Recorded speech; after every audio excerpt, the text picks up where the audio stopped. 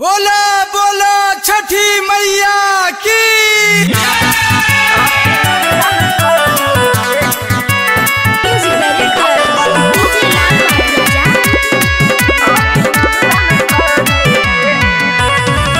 हथवा के जोड़ी आजू बंधन करू हे, हथवा के जोड़ी आजू बंधन करू हे।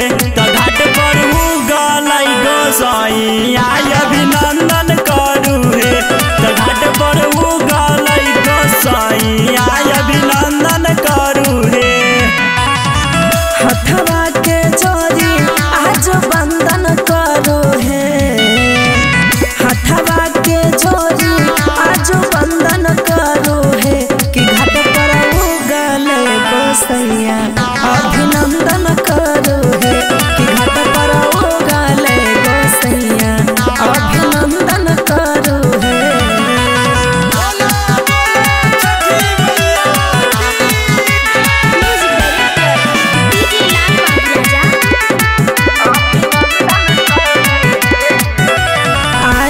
कार्तिक महीना छठ माई के पावन दीना, हुनकर सब गुण गान करेला व्रत करे बजीना। आएला कार्तिक महीना छठ माई के पावन दीना, हुनकर सब गुण गान करेला व्रत करे बजीना। गाबी के भजनिया मन के मगन करो हे, गाबी के भजनिया मन के मगन करो हे। कि घाट पर उगले गोसैया अभिनंदन करो हे। कि घाट पर उगले गोसैया अभिनंदन करो हे।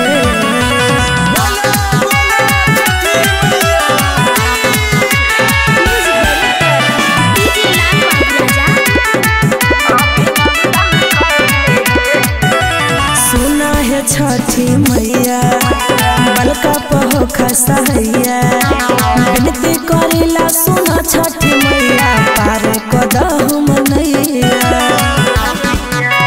सुना है छठी मैया बलका पहो खसैया, विनती करिला सुना छठी मैया पार कदहु मनैया।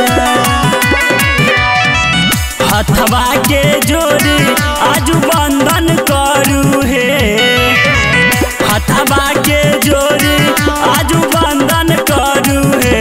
तो घाट पर गलाई गोसाई